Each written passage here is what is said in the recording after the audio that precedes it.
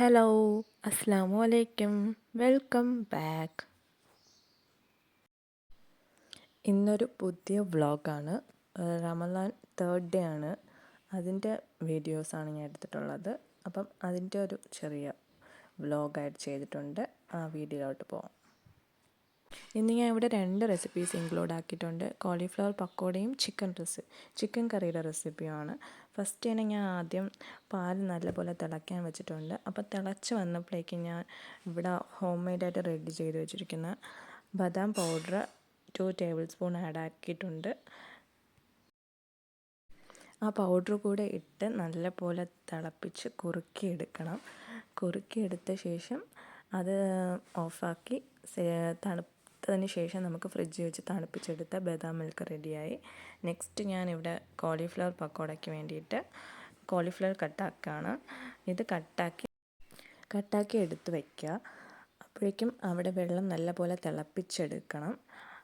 ഈ കട്ടാക്കി എടുത്ത കോളിഫ്ലവർ ഒരു പാത്രത്തിലേക്ക് എടുത്ത് വച്ച ശേഷം ആ തിളപ്പിച്ചെടുത്ത വെള്ളം കൂടെ ചേർത്ത് നമുക്ക് ഒരു 10 മിനിറ്റ് അടച്ചു വയ്ക്കാം. അപ്പോഴേക്കും അതിൻ്റെ എന്തെങ്കിലുമൊക്കെ ഉണ്ടെങ്കിൽ അതൊക്കെ ക്ലീനായി കിട്ടും. ആ 10 മിനിറ്റ് അവിടെ ഇരിക്കട്ടെ. അപ്പോഴേക്കും നമുക്ക് ചിക്കൻ കറിയുടെ റെസിപ്പി റെഡി ചെയ്യാം. ഫസ്റ്റ് ആദ്യം തന്നെ ഒരു ജാറിൽ ഞാൻ കുറച്ച് പച്ചമുളക്, ജിഞ്ചർ, ഗാർലിക്, പിന്നെ ചെറിയ ഉള്ളി എടുത്തിട്ടുണ്ട്. അതെല്ലാം കൂടെ ഒന്ന് ഗ്രൈൻഡ് ചെയ്തെടുക്കാം.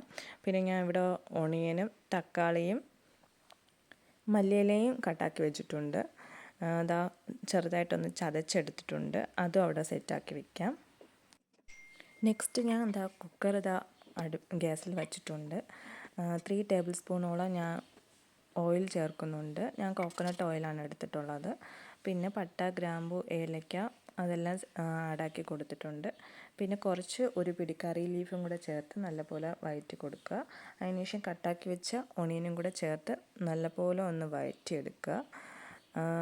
ഒരുപാടൊന്നും വഴറ്റണ്ട. ഞാനിതിപ്പോൾ കുക്കറിലാണ് ഈ റെസിപ്പി ഉണ്ടാക്കുന്നത്.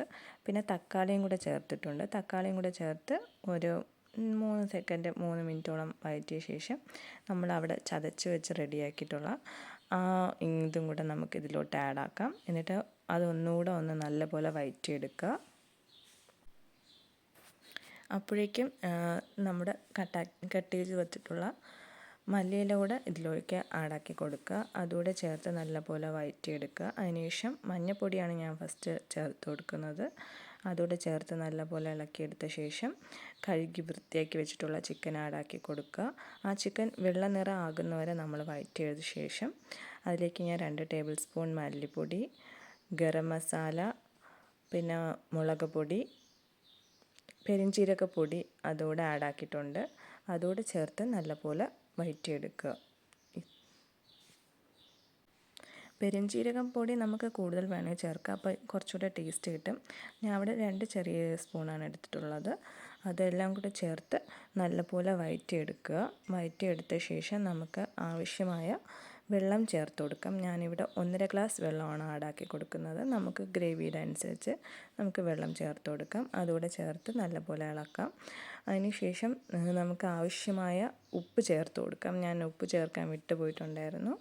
അപ്പം ആവശ്യത്തിനുള്ള ഉപ്പ് കൂടെ ചേർത്ത് കൊടുക്കാം. ടേസ്റ്റിന് ആവശ്യമായിട്ടുള്ള ഉപ്പ് കൂടെ ചേർത്തതിന് ശേഷം നമുക്ക് ജസ്റ്റ് ഒന്ന് മിക്സാക്കിയതിന് ശേഷം കുക്കർ അടച്ചു വെച്ച് 2-3 വിസിൽ വരുന്നത് വരെ നമ്മുടെ കുക്കറിൻ്റെ വേവിനനുസരിച്ച് നമുക്ക് വേവിച്ചെടുക്കാം. അതങ്ങനെ റെഡിയാക്കാൻ വച്ചിട്ടുണ്ട്. അതിനുശേഷം നമ്മൾ കട്ടാക്കി വെച്ച കോളിഫ്ലവർ പക്കോടയ്ക്ക് വേണ്ടിയിട്ടുള്ളതാണ് ചെയ്യുന്നത്. ഫസ്റ്റ് കോളിഫ്ലവർ കട്ടാക്കി എടുത്തതിന് വെള്ളമൊക്കെ മാറ്റിയെടുത്തിട്ടുണ്ട്. ഇപ്പം കുറച്ച് ക്ലീൻ ആയിട്ടുണ്ട്. നമ്മൾ ആദ്യം ജിഞ്ചർ ഗാർലിക് പേസ്റ്റും പിന്നെ 2 ടേബിൾ സ്പൂൺ കോൺഫ്ലവറും കൂടെയാണ് ആഡാക്കിയിട്ടുള്ളത്.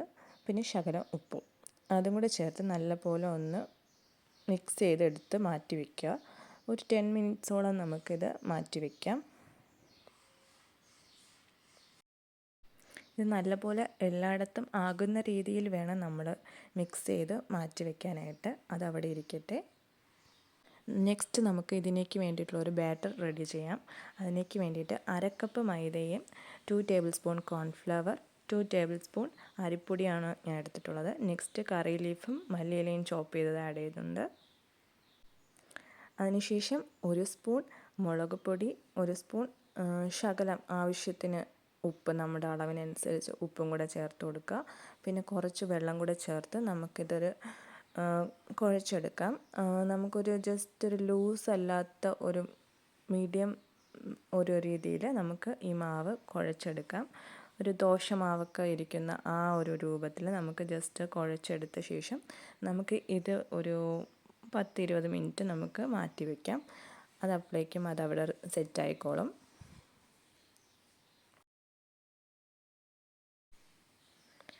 നല്ലപോലെ കുഴച്ചെടുത്തിട്ടുണ്ട്. നമുക്ക് ഇതിന് ശേഷം ഇതിലേക്ക് നേരത്തെ 10 മിനിറ്റ് മാറ്റി വെച്ചിട്ടുള്ള ആ കോളിഫ്ലവർ നമുക്കിതിലേക്ക് ആഡാക്കി കൊടുക്കാം. ഇപ്പോൾ ഇതിൻ്റെ കൺസിസ്റ്റൻസി നോക്കിക്കേ, ഇങ്ങനെയാണ് ഇരിക്കുന്നത്. അതിലോട്ട് നമുക്ക് കോളിഫ്ലവർ ആഡാക്കി കൊടുക്കാം. കോളിഫ്ലവർ ആഡാക്കി നമുക്കൊന്ന് ചുറ്റിച്ചെടുക്കാം. ഒന്ന് ജസ്റ്റ് മിക്സ് ചെയ്തെടുക്കാം. മിക്സ് ചെയ്തെടുത്ത് നമുക്ക് വേണമെങ്കിൽ 10 മിനിറ്റോ 10-15 മിനിറ്റോ നമുക്ക് ആവശ്യമുള്ളപ്പോൾ മാത്രം ഫ്രൈ ചെയ്തെടുത്താൽ മതി. ജസ്റ്റ് മാറ്റി വയ്ക്കാം. നെക്സ്റ്റ് ഇവിടെ ഞാൻ എണ്ണ ചൂടാക്കാനായിട്ട് ഗ്യാസിൽ വെച്ചിട്ടുണ്ട്. നന്നായിട്ട് എണ്ണ തിളച്ച് വരുന്നുണ്ട്. ആ സമയം നമ്മൾ നേരത്തെ മിക്സ് ചെയ്ത് വെച്ചിട്ടുള്ള ആ കോളിഫ്ലവർ ഇതിലേക്ക് ആഡാക്കി കൊടുത്ത് ആദ്യം ഒന്ന് സെമി ഫ്രൈ ആക്കി എടുക്കുക. സെമി ഫ്രൈ ആക്കി എടുത്ത് 2 സ്റ്റെപ്പായിട്ട് ചെയ്ത് മാറ്റി വെച്ച ശേഷം നെക്സ്റ്റ് ഒന്നുകൂടെ ഒന്ന് ഡ്രൈ ഫ്രൈ ചെയ്തെടുക്കുക. അപ്പോഴേക്ക് നമുക്ക് ക്രിസ്പി ആയിട്ടുള്ള കോളിഫ്ലവർ പക്കോട റെഡി ആയിരിക്കും.